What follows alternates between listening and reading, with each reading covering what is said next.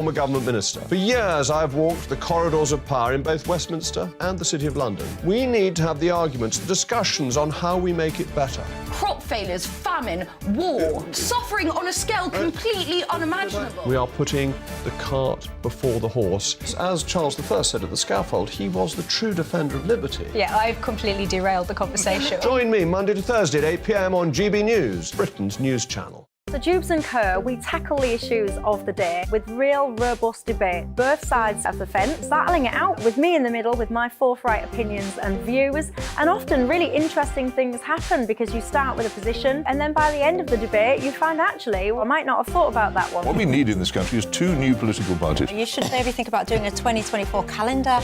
I'm Michelle Dewberry and I'm keeping you company right through until 7 o'clock this evening. GB News, the People's Channel, Britain's watching. I'm Mark White. As GB News Home and Security Editor, I cover those key issues that are so important to you. Our authorities, our communities doing all they can to combat violent crime. With the public services under unbearable strain, why are we still failing to control our borders? Defence, the first priority of any government, has been continually hollowed out. Can we trust our politicians to protect the armed forces? Join me, Mark White, on GB News. Monday to Thursday, 9 p.m. till 11 p.m. Join me, Dan Wootton. I'll bring you the sharpest takes and hottest debates. Do you not believe in prison? I don't believe in prisons. I'm completely stunned. I guarantee you there'll be no spin, no bias, no censorship. I actually was personally quite offended by it. And no reason to go to bed. So I guess they've always been quite woke. That's Dan Wootton tonight on TV, radio and online. Monday to Thursday from 9 p.m. till 11 p.m. on GB News. The People's Channel, Britain's news channel. You've probably seen politicians interviewed 1,000 times, but we do it differently. We find out who they really are, we don't shout, we chat, and hopefully we bring a bit of light, not just heat. Did you know Kate Moss? Apparently. Do you have a pair of jeans or a pair of jeans? No, of course I don't. What would I do with them? My friends are like, oh my God, what's she doing now? Join me every Sunday at 6 for Gloria Meets, only on GB News, the People's Channel, Britain's news channel.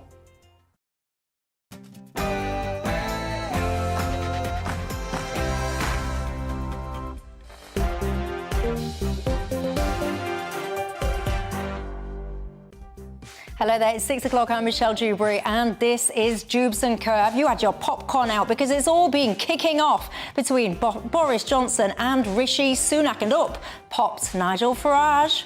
There is now a very big opening in British politics.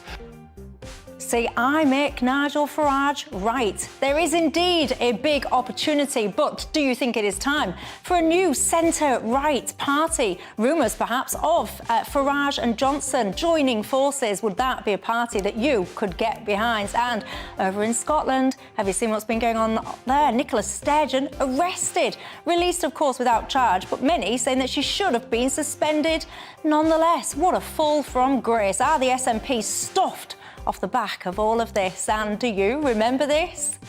But in the 5 months since I launched the plan, crossings are now down 20% compared to last year. That's right, crossings are down 20%. Yeah, well, no bleep, Sherlock. That is because it was windy. And now, guess what? The sun's out. And have you seen what happened? Over 600 people made the crossing on Sunday. Is it time to declare a national emergency and sort out the situation once and for all? And over in Tyneside, Papa John's, the pizza place, they have been banned from opening up a new takeaway there. Why? Because apparently there's too many fat kids. What do you react to that? Is it nanny state gone mad or basic common sense? Your thoughts on all of that. But before we get into it, Ben Habib, Emma Burnell going head to head with this. But first, let's get the news headlines.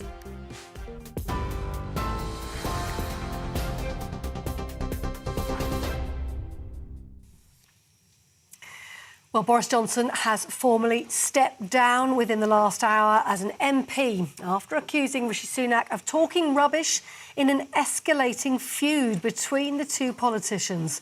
That's after the Prime Minister claimed Mr Johnson had asked him to overrule checks for House of Lords honours nominations.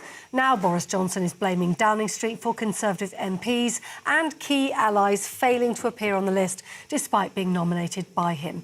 Nadine Dorries, Alok Sharma and Nigel Adams are among the MPs whose names are absent. Rishi Sunak says overruling the vetting committee wasn't something that he could do. Boris Johnson asked me to do something that I wasn't prepared to do because I didn't think it was right. That was to either overrule the HOLAC committee or to make promises to people. Now, I wasn't prepared to do that. As I said, I didn't think it was right. And if people don't like that, then tough. To the United States, where the former US President Donald Trump is heading to Miami in Florida to appear in court, facing charges that he mishandled classified documents. Mr Trump's accused of allegedly unlawfully keeping US national security documents and then lying to officials who tried to recover them. Despite the former president's legal battles, though, his popularity among Republican voters is still high, as opinion polls show him far ahead of his competition for the presidential nomination. The American bank JP Morgan Chase has agreed a settlement of over £230 million with past victims of the former financier and convicted sex offender Jeffrey Epstein. An unidentified woman filed a lawsuit against the bank on behalf of multiple victims who Mr Epstein sexually abused between 1998 and 2013. The lawsuit alleged that JP Morgan was complicit in the abuse by ignoring the repeated warnings of Epstein's sex trafficking and continuing to work with him after he was convicted of procuring an underage girl for prostitution in 2008. Epstein died in custody in 2019. The former Italian Prime Minister, Silvio Berlusconi, has died in Milan at the age of 86. The billionaire businessman created Italy's largest media company before entering politics, leaving behind a career marred by sex scandals and corruption allegations. He'd been suffering from leukemia and had recently developed a lung infection. Number 10 says Berlusconi made a huge impact on Italian politics over several decades and that their thoughts are with the Italian people and his family. Here, Humza Yousaf has said he sees no reason to suspend Nicola Sturgeon from the SNP following her arrest. But SNP parliamentarians have called on the former First Minister to resign the whip after she was questioned yesterday by police investigating the party's finances. She was released without charge and insists she is innocent of any wrongdoing. The 16-year-old boy who was stabbed to death in Bath on Saturday has been named by Avon and Somerset Police as Mikey Roynan. 11 teenagers have now been arrested, the 9 boys and 2 girls aged between 15 and 17 years old. A 35-year-old woman who was also injured has been discharged from hospital. 3 British people who were on board a diving boat that caught fire in the Red Sea off Egypt have all died. The British tourists were originally declared missing when their scuba diving boat went up in flames off the resort town of Marsa Alam yesterday. It's understood the fire was caused by an electrical problem in the boat's engine room. An 11-year-old British girl shot dead outside her family home in France has been named as Solène Thornton. A neighbour is said to have shot her and injured her father as well as her family as they were in their garden in Brittany. The town's mayor says the neighbours had had hostile exchanges in the past. Her parents, Adrian and Rachel, were also injured in the attack, and her 8-year-old sister Celeste managed to escape and get help. A 71-year-old Dutch man has been arrested. The Foreign Office says it is supporting the family. And finally, King Charles has been aboard the famous locomotive, the Flying Scotsman, today, celebrating 100 years of the steam engine. His Majesty's Royal Train was being pulled by the famous engine on the North Yorkshire Moors Railway, which was celebrating its 50th anniversary. The crew and driver invited the King to stand on the engine footplate as she pulled into the station platform, where well-wishers greeted them. The Flying Scotsman covered at least 2 million miles during its service on Britain's railway network, but was retired in 1963. On TV, online, DAB+ radio and the TuneIn app. This is GB News.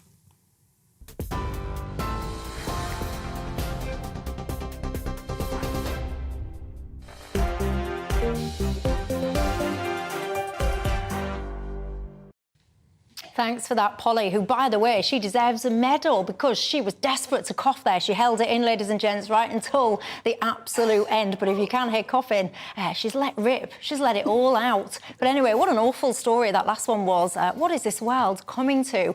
Every day, I think things can't get any worse. And then guess what? They do.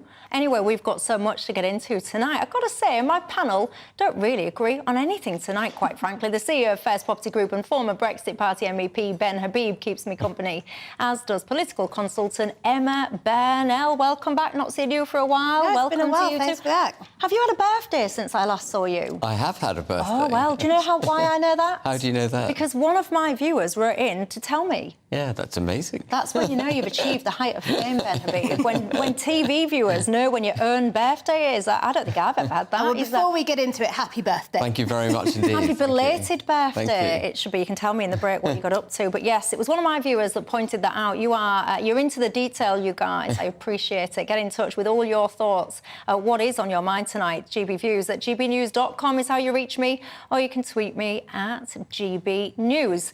Let's get straight into it then, shall we? Straight into politics. It's all been kicking off, hasn't it? Quite frankly, I've got to say, I think a lot of what is going on at the moment is shameful. Have you seen the absolute state of our politics? Whether it's people just resigning, getting arrested, you name it. It makes me feel more and more politically homeless, more and more disconnected. The more and more like putting my head in my own hands and just sighing. So it does. Anyway, Nigel Farage, he has been speaking out on the Camilla Tominley show, no less, this weekend. Let's listen to what he had to say. There are now, and I've heard it this morning, major Conservative donors and supporters who say they will never support the party again. Right. Now, maybe in 10 years they will, but they will never support the party again. So there is an opportunity, if Boris Johnson wanted to, and to use... And the good side of Boris, of course, is... well, just look at today's newspapers. Yes. He's very good at dominating news. Yeah. He does have personality. He does make people smile. And if he wants to defend his Brexit legacy, well, I want to defend my Brexit legacy too. So would there be a possibility of a new coming together on the centre-right? It'd be Boris Johnson. There'd be other MPs that would join in with this as well.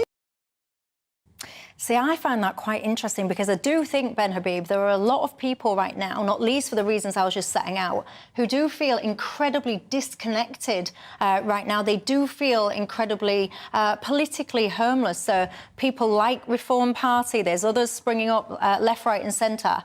Well, on the right. yeah, left, right, yeah. You get what I mean. But what do you think then to what Farage was just suggesting, alluding to there, about a Johnson-Farage joining you guys at Reform? Well, can you imagine the impact it would have on the political landscape if you had Nigel, who is arguably one of the best campaigners in the United Kingdom, political campaigners in the United Kingdom, allying with Boris Johnson, who undoubtedly is equally good.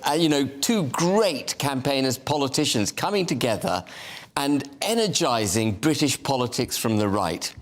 I can't think of a better way for Reform UK to make a massive impact on the electorate. Do you think so? Under first past the post, as it currently stands, Yeah. I mean, UKIP, for example, they got about 4 million votes, didn't they, back in 2015? Didn't really get any seats other than a defection. So would it have that much of a difference in the system as it stands today? The first effect it would have is to utterly wipe out the Conservative Party. And I suspect statement there, Ben. Well, I think the Conservative Party are facing an existential threat already.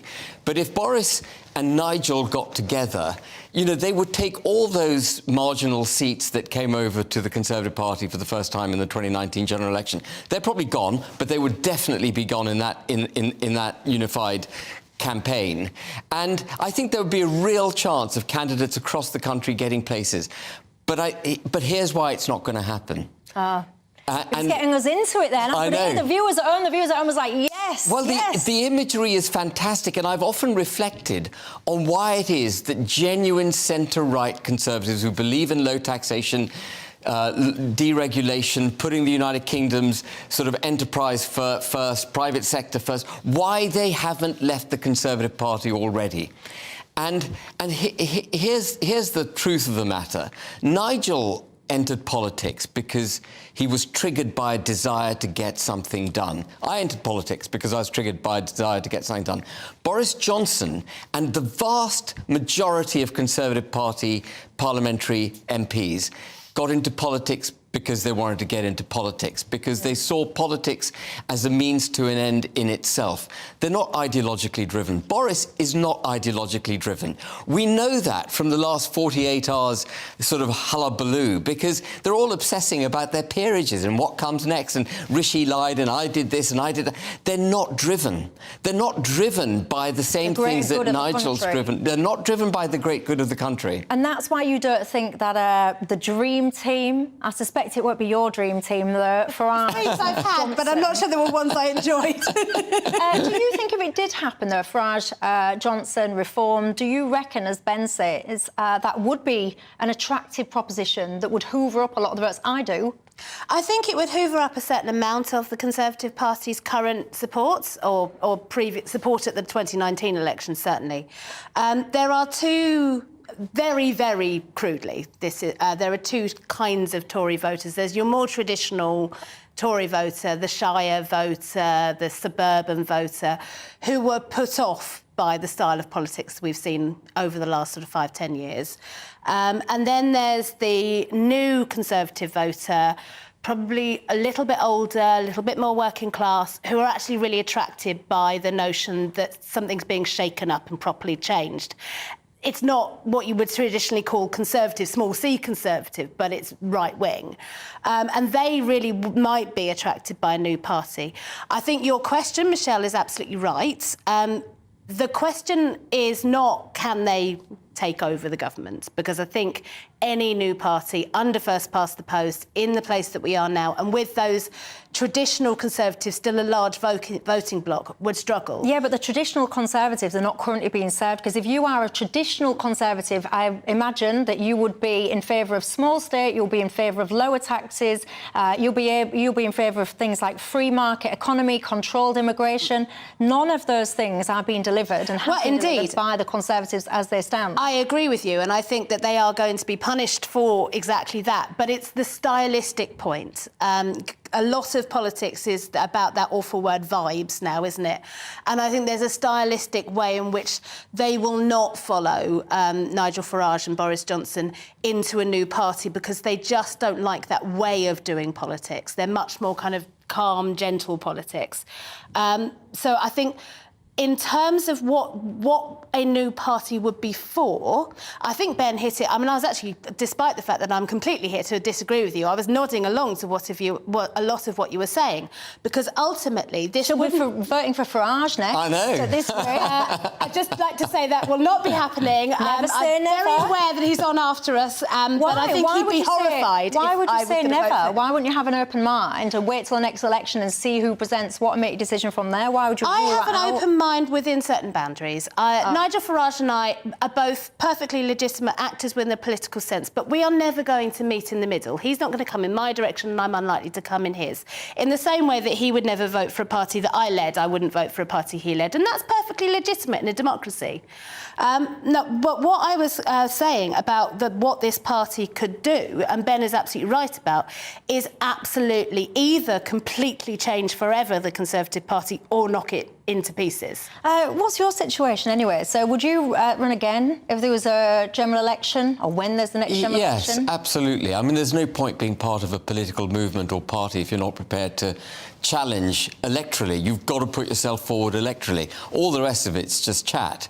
So, I mean, we looked at the three by-elections that are coming up, and Richard Tice made a very sensible decision to let Lawrence Fox have a clear run at Uxbridge. So Reform UK will not be putting a candidate forward in Uxbridge, but we have a fantastic candidate in mid-Bedfordshire. I don't know how much I can say. Well, I'm sure Lawrence Fox announced that he was going to contest that seat. Mid-Bedfordshire? No, yeah. he's doing Uxbridge. Is he? He's doing Uxbridge, yeah. And right. I've pledged my campaigning support to him because yeah, I have, because we are part of, we're part of the same fabric. I get a bit confused about how many. So one's Reclaim, one's Reform. And one of the things that I worry about is the splitting of votes, because you've got all these different random parties. Well, that's That's why Reform UK is not standing in Uxbridge. You will recall in 2019, the Brexit Party, I actually stood in the general election for Hull. Yeah. And if truth be told, when I reflect on that, all we actually achieved was to split the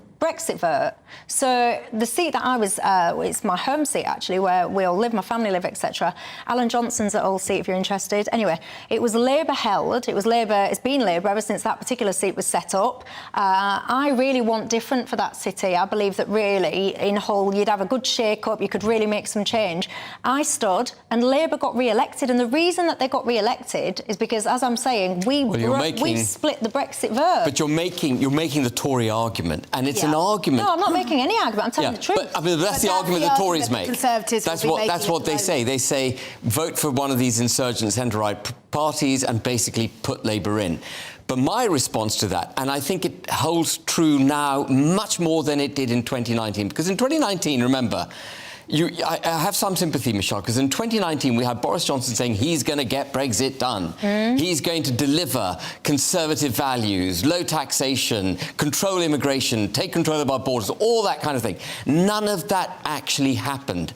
But this time round, we cannot reward failure with incumbency.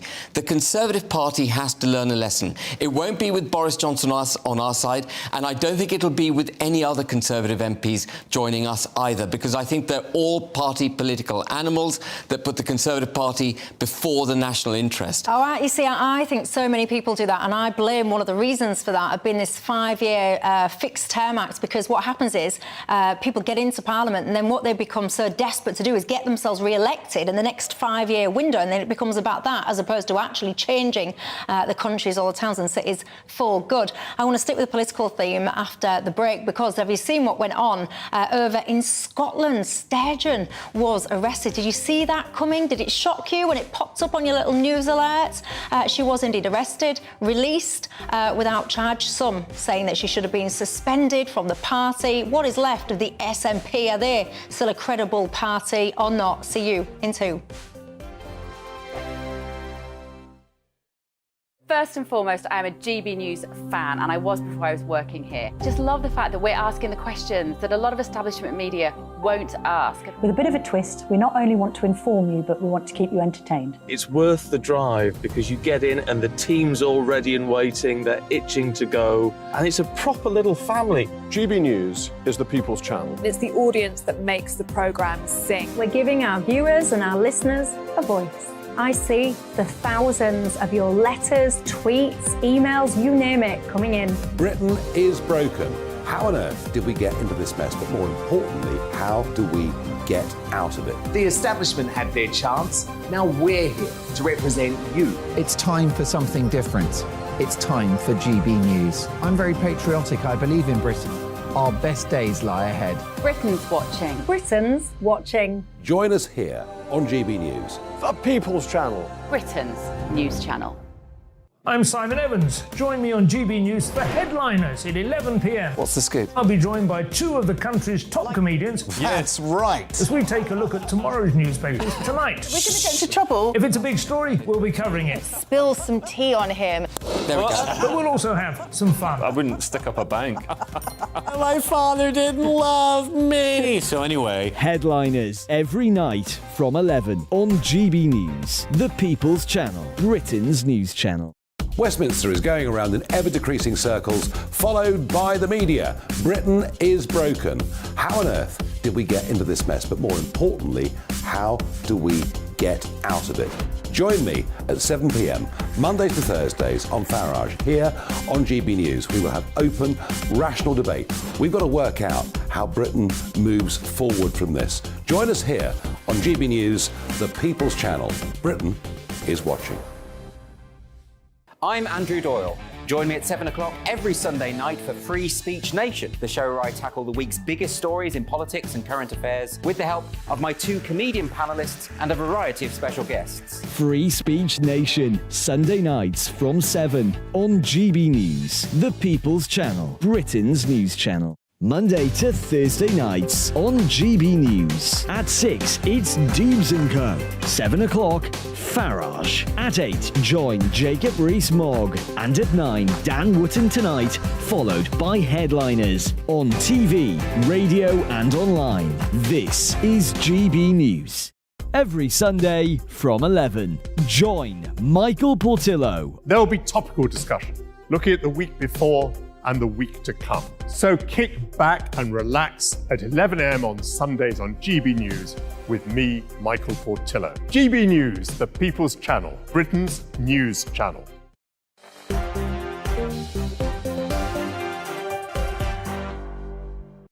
Hello there, I'm Michelle Dewberry, keeping you company right through till 7 o'clock tonight. CEO of First Property Group and former Brexit Party MEP Ben Habib keeps me company, as does political consultant Emma Burnell.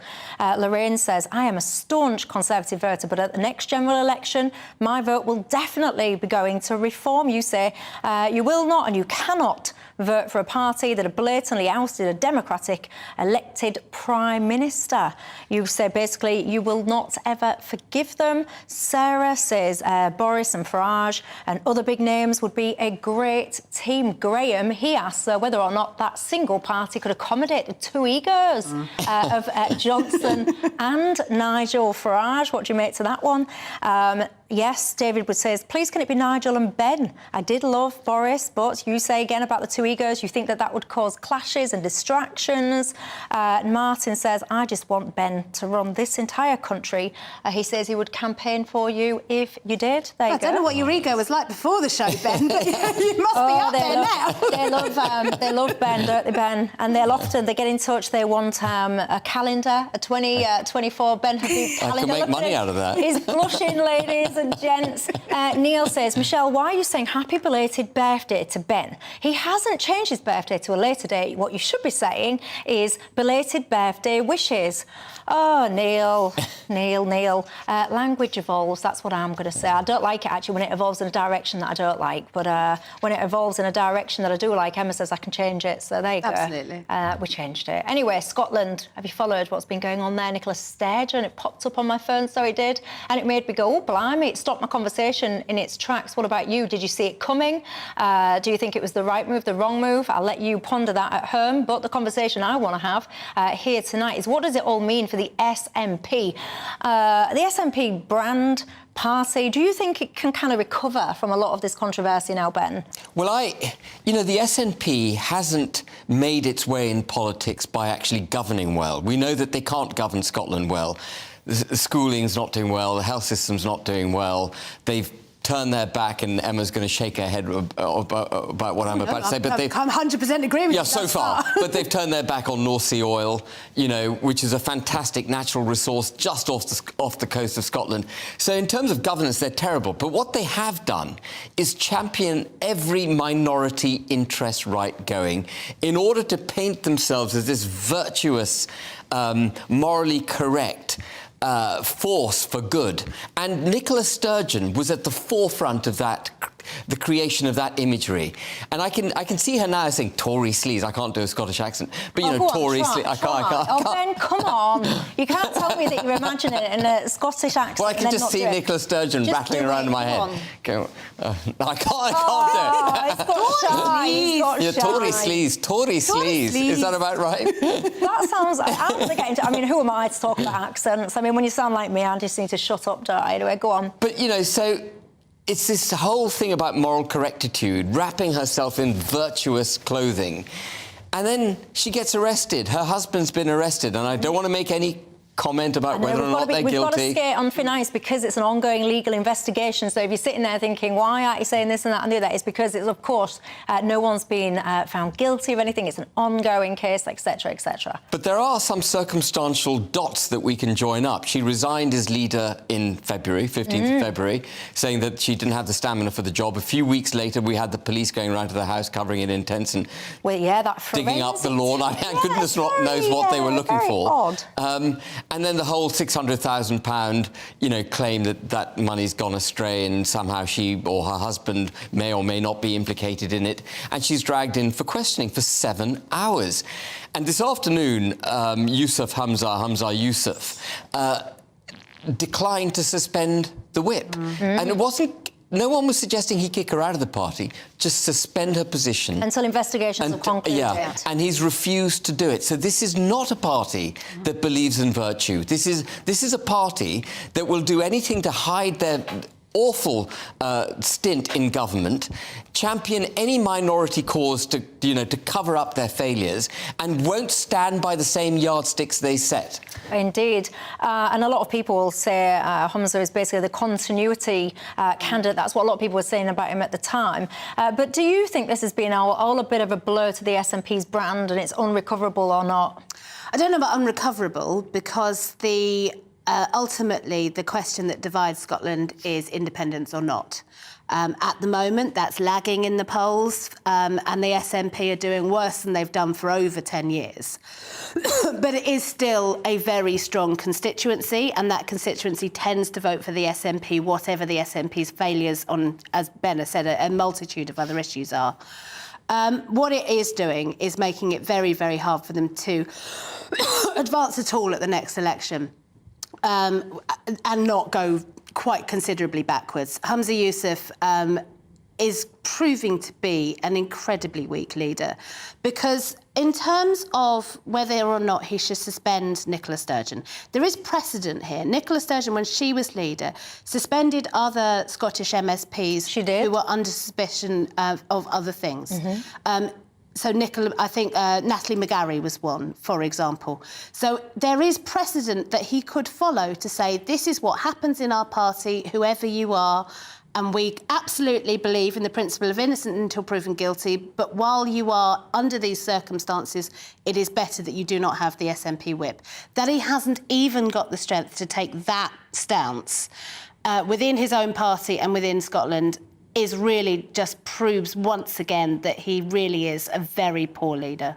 Yeah, I've got to say, you know, if you think about films and scripts and all the rest of it, and you were to sit down and chart the kind of the roadmap of what has gone on in UK politics of this last kind of few years, you'd be hard-pressed, I think, to actually make up, with fiction, you'd be hard-pressed to make up some of the absolute ridiculousness that has gone on. And, of course, it is not yet over. Are you in Scotland? Are you watching this from Scotland? What do you make to it all?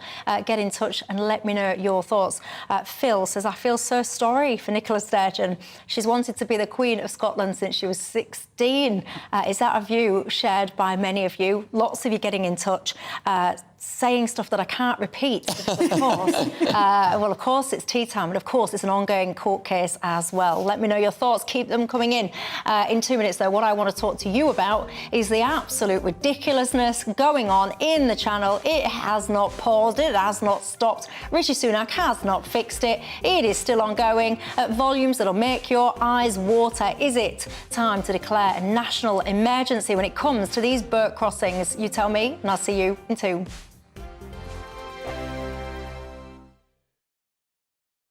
It's all about family, being in people's living rooms, all the interaction and getting to know who our viewers and listeners are. When I was young, my dad used to say, Nana, stop arguing. I wanted an outlet that would enable me to give my opinion. People are going through a really hard time right now, and I know that you don't feel like you're being listened to by the establishment. I came to GB News because it's the People's Channel, and I want the audience to have their say on the events of the day. We're dynamic. We do something different. Democracy shows that the wisdom of the nation is in its people. I get to travel to find out what the story is from a personal perspective. The British people aren't fools. We know when we're not being told the full story. We've got to work out how Britain moves forward from this. It's the best country in the world. The establishment had their chance.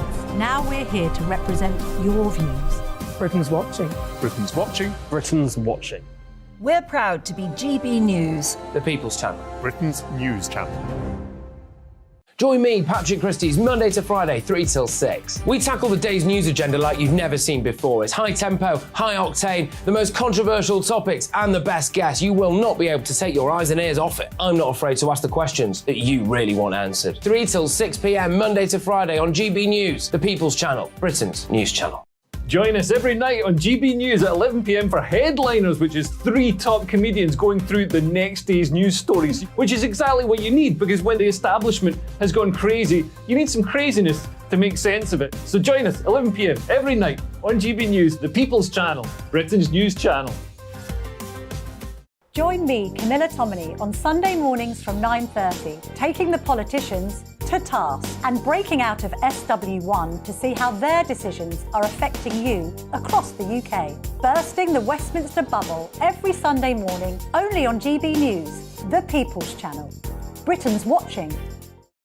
I'm Jacob Rees-Mogg, the Member of Parliament for North East Somerset and a former government minister. For years, I've walked the corridors of power in both Westminster and the City of London. We need to have the arguments, the discussions on how we make it better. Crop failures, famine, war, suffering on a scale completely unimaginable. We are putting the cart before the horse. As Charles I said at the scaffold, he was the true defender of liberty. Yeah, I've completely derailed the conversation. Join me Monday to Thursday at 8 p.m. on GB News, Britain's news channel. So Dewbs and Co, we tackle the issues of the day with real robust debate, both sides of the fence, battling it out with me in the middle with my forthright opinions and views. And often really interesting things happen because you start with a position and then by the end of the debate you find actually, well, I might not have thought about that one. What we need in this country is 2 new political parties. You should maybe think about doing a 2024 calendar.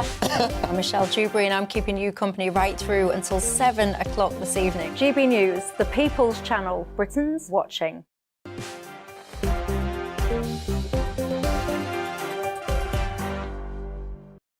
Hello there, welcome back to Dewbs & Co with me, Michelle Dewberry, right through till 7. CEO of First Property Group and former Brexit Party MEP Ben Habib keeps me company, as does political consultant Emma Burnell. Now, do you remember, and if you don't, so you've got a very short memory because I only played it at the start of my programme half an hour ago, Rishi Sunak, he was saying the other day, wasn't he, that he thinks his plan to basically stop the channel crossings is working, it's effective. When he did it at the time, I did try and point out that one of the reasons was because it had been incredibly windy and not really all that safe to make that crossing. Notwithstanding that, he took a lot of credit for it. Another thing that's happened as well, you might be familiar with, the fact that TikTok is some kind of weird travel brochure for these crossings. I don't know if you've ever looked at it, but it is, quite frankly, disgraceful. Well, they actually changed one of their policies not that long ago as well, which basically stopped some of this content being displayed like that. So I would say that that had an impact as well. But notwithstanding any of that, this weekend, of course, the sun was out and over 600 people made that crossing. That is just on Sunday. That is the highest number on a single day so far this year. Now, Ben Habib, we spoke about this a lot on this show. The whole thing is a disgrace. It's out of control. You know, this Rwanda thing, that is so pie in the sky. If they were going to do it, they would have done it. It doesn't wash with me. So is it time now to declare in some kind of way, similar to what we did with COVID, a national emergency, right? Enough is enough. Have some, you know, robust emergency legislation that allows us to kind of, whether it's turning back these boats, putting people over to Rwanda, etc., to try and stop it. Is that what we need? Well, actually, you know, funny enough, it's much simpler than that. I completely agree with you. We need to take a much more robust position with it. No, well, we like simple solutions. But go ahead. The solution has always been there. It's readily available, even to those who always use international law, try to use international law to trump domestic British law. What is it? And the solution is set out in the UN Convention of the Law of the Seas, which I've asked your colleagues to put up, so people can actually see and validate what I'm about to say. Yeah, get your reading specs on. This is Article 33 from UNCLOS, as it's called, UN Convention of the Law of the Sea, international law, which dictates what can and can't take place in international waters, including at the point of entry of your territorial waters, which is before they get the benefit of being protected by British law. You don't benefit from British law if you're in British territorial waters, but the United Kingdom has the right to enforce UNCLOS laws such as they are in its territorial waters. And what Article 3 clearly says, which I hope viewers have already read, is that if migrants are trying to enter your country illegally, you have the right to prevent them from doing so. So we have all the international... Then why aren't they then, Ben? Because they don't have the political will to do it, because it would involve Border Force actually doing what it suggests on the tin, which is acting as a force, refusing these boats to pass, requiring them to turn round and make the journey back to France where they came from. We don't have the political will to take that risk. See, he says that we don't have the political will to take the risk. I would argue that one of the things that will undo this Tory party is this situation, if it's still ongoing to this extent, 606, I think it was, 1,000 net migration added to the population. And when you see this visual kind of depiction of this, these people just getting on these boats and in they come, and you say about Border Force, we'll all be familiar with that case the other day, when the Channel that was trying to rescue them with the French boats and authorities, and the people on the boat said, no, we want to be rescued by the English boat. Absolutely. I mean, really? Yeah, look, nobody wants to see this happening. Those who are liberal about immigration, like myself, don't want to see it because it's dangerous for those people who are vulnerable. Those like yourself who have more conservative views on immigration don't want to see it for different reasons, but I think we can both agree that this is not a system that is working.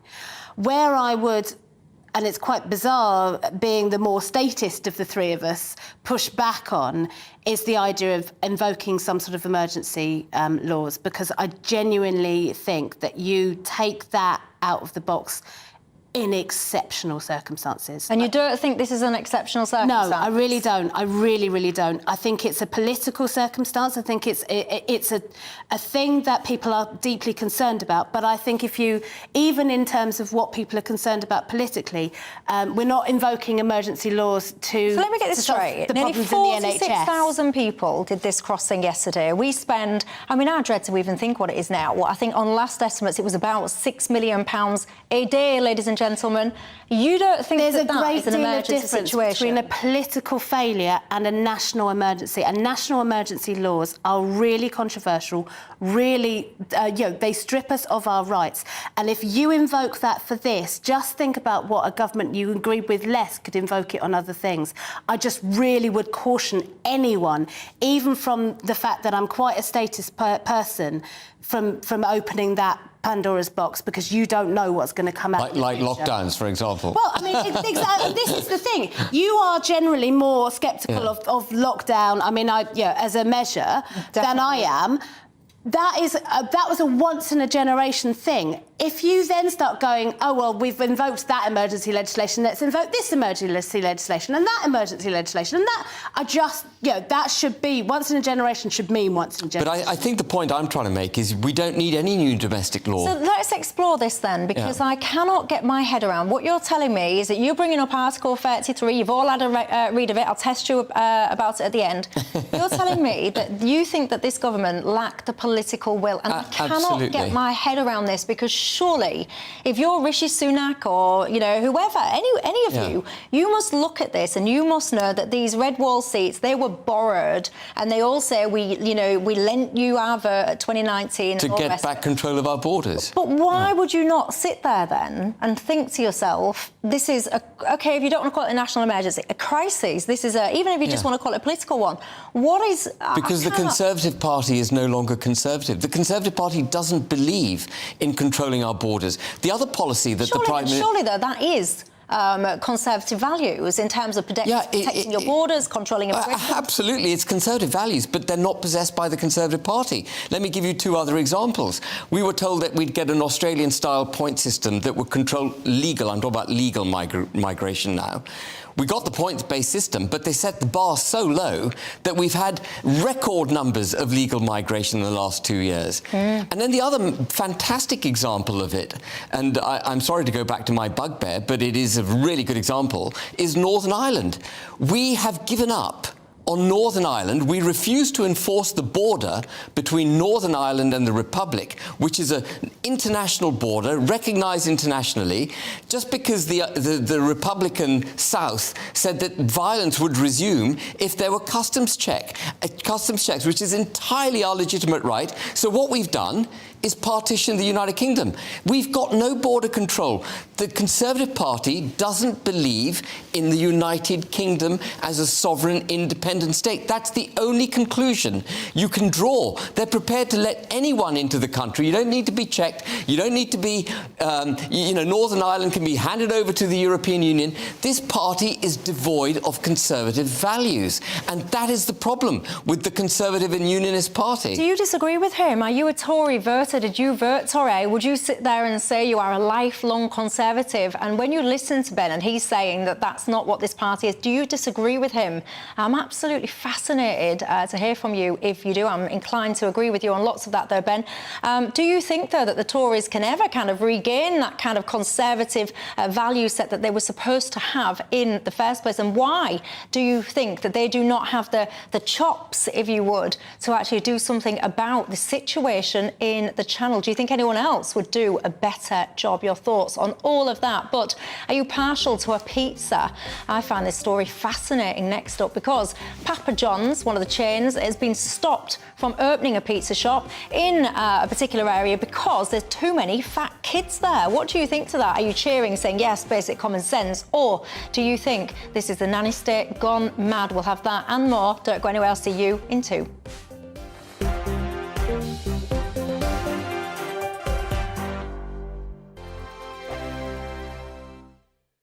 I joined GB News because I was sick and tired of not hearing my views being represented, not just mine, but so many people that I knew and spoke to. I just couldn't get my voice out there. I couldn't say anything. I couldn't do anything. Whatever the narrative was, I kind of had to follow it. GB News is there to provide a voice for those who have been ignored by the establishment media. We think different things. We've got a different style. GB News is here to be optimistic and positive about the future. It's real kind of dynamic and flowing, with the audience very much at the heart of it, like a big family. Here at GB News, we talk about the things that matter to you. Hearing the voices from right across our towns and cities, especially our towns. All sides of the argument represented with a heavy dose of opinion. We're on a mission here to make a difference. And the GB News family really is here for you, and whatever time of day you can watch or listen. Britain's watching. Britain's watching. We're proud to be GB News, The People's Channel. Britain's news channel. I'm Mark White. As GB News Home and Security Editor, I cover those key issues that are so important to you. Our authorities, our communities doing all they can to combat violent crime. With the public services under unbearable strain, why are we still failing to control our borders? Defence, the first priority of any government, has been continually hollowed out. Can we trust our politicians to protect the armed forces? Join me, Mark White, on GB News. Monday to Thursday, 9 p.m. till 11 p.m. Join me, Dan Wootton. I'll bring you the sharpest takes and hottest debates. Do you not believe in prisons? I don't believe in prisons. I'm completely stunned. I guarantee you there'll be no spin, no bias, no censorship. I actually was personally quite offended by it. And no reason to go to bed. So I guess they've always been quite woke. That's Dan Wootton tonight on TV, radio and online. Monday to Thursday from 9 p.m. till 11 p.m. on GB News. The People's Channel, Britain's news channel. You've probably seen politicians interviewed 1,000 times, but we do it differently. We find out who they really are, we don't shout, we chat, and hopefully we bring a bit of light, not just heat. Did you know Kate Moss? Apparently. Do you have a pair of jeans or a pair of jeans? No, of course I don't. What would I do with them? My friends are like, oh my God, what's she doing now? Join me every Sunday at 6 for Gloria Meets, only on GB News, the People's Channel, Britain's news channel. Start the day with GB News. We catch up on all the big stories you didn't hear the night before. And take a look at what the world's talking about this morning. That's right, Monday to Thursdays from 6 o'clock. It's Breakfast with Eamon and Isabel. Straight after breakfast, join us, Bev Turner and Andrew Pearce. We're going to take you through till noon. We'll be tackling the big topics of the day, including the things that the other channels just won't talk about. If it's happening here. Wake up to mornings on GB News. The People's Channel. Britain's news channel.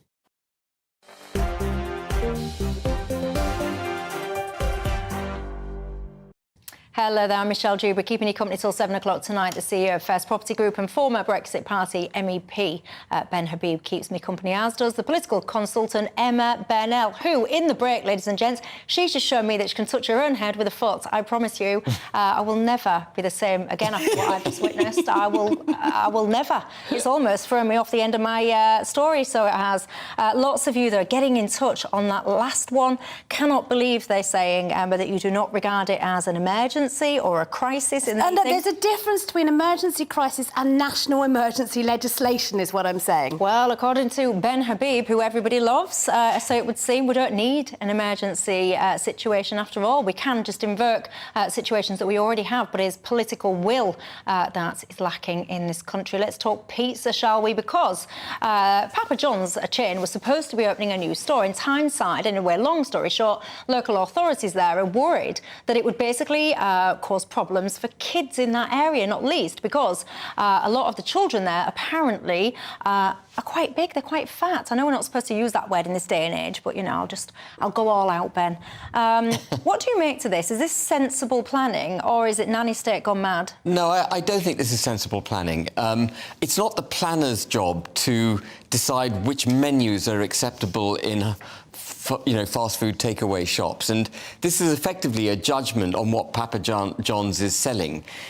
If they have, from a planning perspective, if they have the ability and the availability of further hot food takeaway uses to be granted in that particular locality, then they should be blind to the kind of hot food that's being sold, and they should leave it to the health and safety, food standards and all the rest of it to determine what is sold. It's not a planner's job to make that decision. And I think it was the planning officer, and the local authority, and then the planning inspectorate that declined it. And I think there's a very good case to take this to the Secretary of State and to appeal it all the way up to Michael Gove. Yeah, but then when you look, right, so let's have a look at some of this. So the data is saying that 21% of Year 6 kids are basically obese. I've got to say, Emma, I find that pretty outrageous because kids, they don't have their own money. You know, they don't really go and do their own shopping. The parents are giving them money, and then the parents are either doing the shopping for them or allowing their kids to eat whatever. And I think when you have a child that is obese, and I caveat this because if you've got a child that's got a medical ailment, then of course I do not refer this to you. But if you've got a child that's obese purely because of diet and lack of exercise, I'm going to be really, really harsh. But I feel that is a form of child abuse. Because on the flip side, if you had a child that was not eating, starved, malnutrition, whatever, that would be abuse. And when you've got an obese child, you're setting them up to have potential diabetes, heart disease, all the rest of it. That, to me, is a form of abuse. I mean, I think abuse is too strong a term, but why? I shy away from it because I think there are lots of things that need to be done. There are two reasons, as far as I can see, that children are more obese now than they were 20, 30 years ago.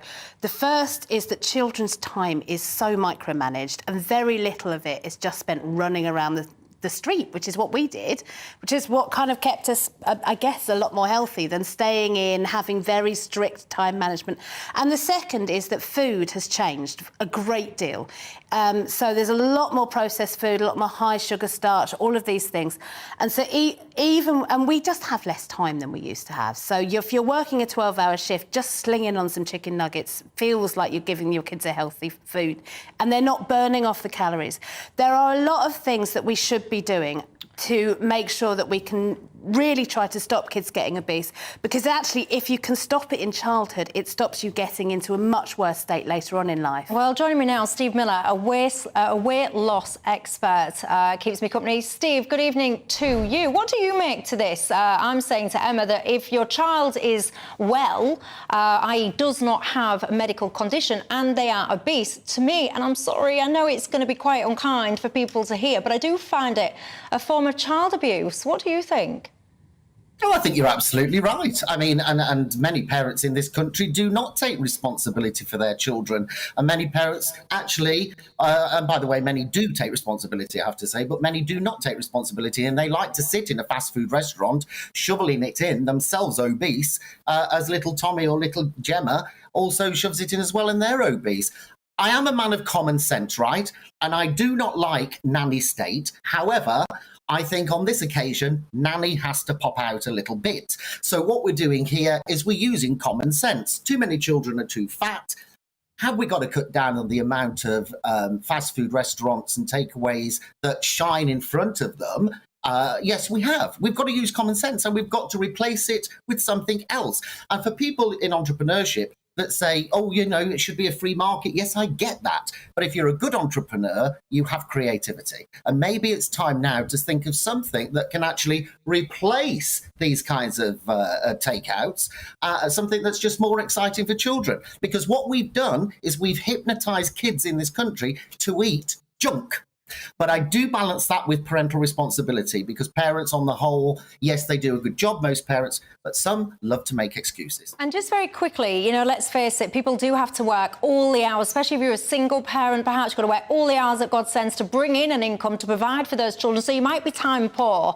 So do you think that that is kind of a reason then that actually chicken nuggets in the oven, off you go? I think it's bone idleness. Listen, I know lots of single parents. Let's not patronise single parents. A lot of single parents do a damn good job owning the health of their children. And when it comes to children, frankly, people need to think these days before they have their children, because it is their responsibility to manage the health of their kids. It's not my responsibility. It's not your responsibility. It's not the government's responsibility primarily. It is the parent. Parents need to own their children better when it comes to what's going into their mouths. Interesting stuff. Steve Miller, weight loss expert, thank you for your time. Ben Habib, just quickly, I was somewhere the other day and it was quite a deprived area and I was blown away by how many betting shops there were. And I sat there and I thought, do you know what? This is preying on feeding a habit. Yeah. And I sat there and I thought, because I'm not into like nanny state, but I thought, why is that being allowed? Why? There was multiple of them in like a tiny little stretch. Why? Yeah, but I mean, from a planning perspective and from a licensing perspective, by the way, because you need two things in order to operate a betting shop, but you need both of those. That can be controlled. So I'm surprised that they would allow a string to set up in the way that you described. Well, they should be controlling that. I remember going down the high street after the 2008 crash. It was a couple of years after, and it was betting shop and new, unusual religious sect.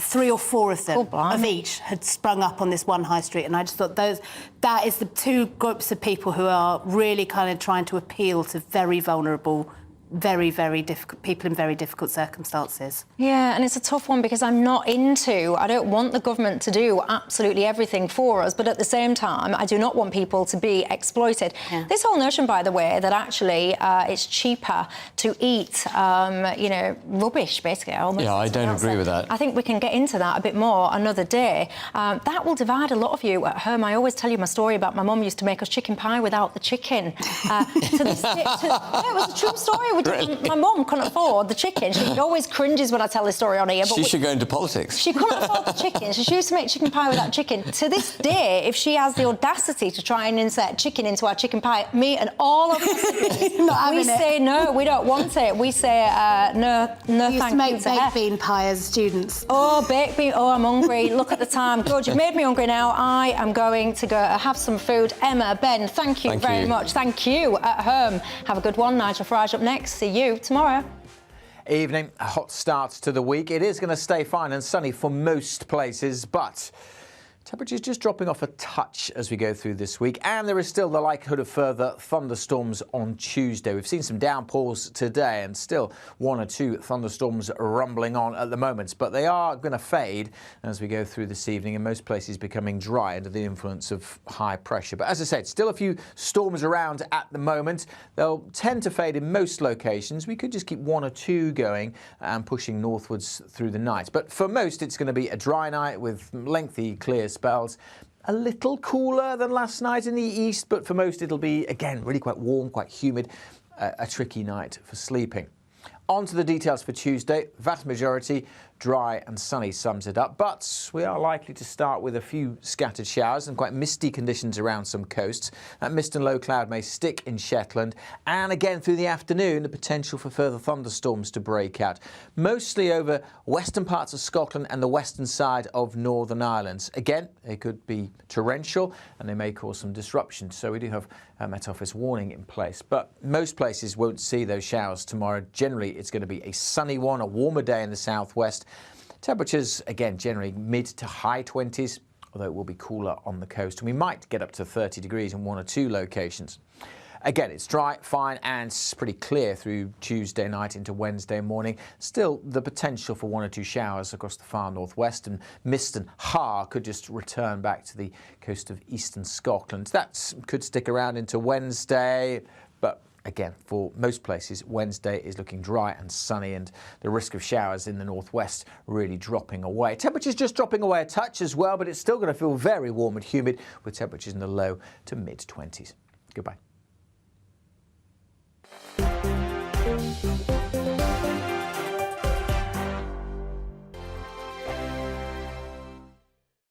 First and foremost, I am a GB News fan, and I was before I was working here. Just love the fact that we're asking the questions that a lot of establishment media won't ask. With a bit of a twist, we not only want to inform you, but we want to keep you entertained. It's worth the drive because you get in and the team's all ready and waiting, they're itching to go, and it's a proper little family. GB News is the People's Channel. It's the audience that makes the programme sing. We're giving our viewers and our listeners a voice. I see the thousands of your letters, tweets, emails, you name it, coming in. Britain is broken. How on earth did we get into this mess? But more importantly, how do we get out of it? The establishment had their chance. Now we're here to represent you. It's time for something different. It's time for GB News. I'm very patriotic. I believe in Britain. Our best days lie ahead. Britain's watching. Britain's watching. Join us here on GB News. The People's Channel. Britain's news channel. I'm Simon Evans. Join me on GB News for Headliners at 11 p.m. What's the scoop? I'll be joined by two of the country's top comedians. That's right. As we take a look at tomorrow's newspapers tonight. We're going to get into trouble. If it's a big story, we'll be covering it. Spill some tea on him. There we go. But we'll also have some fun. I wouldn't stick up a bank. My father didn't love me. So anyway. Headliners every night from 11 on GB News, the People's Channel, Britain's news channel. Westminster is going around in ever-decreasing circles, followed by the media. Britain is broken. How on earth did we get into this mess? But more importantly, how do we get out of it? Join me at 7 p.m, Mondays to Thursdays on Farage, here on GB News. We will have open, rational debate. We've got to work out how Britain moves forward from this. Join us here on GB News, the People's Channel. Britain is watching.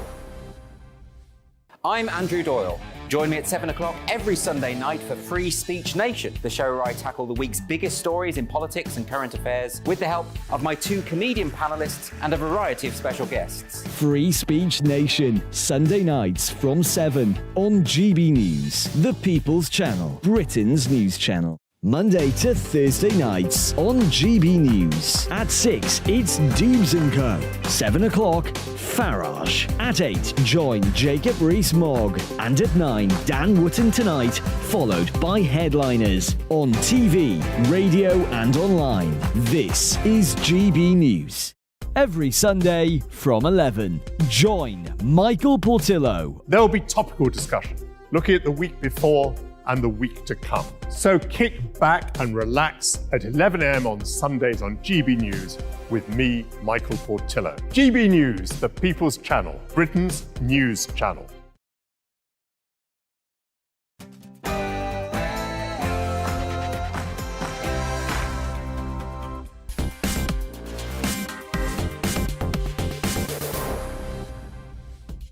Good evening. Tonight, a small boat special.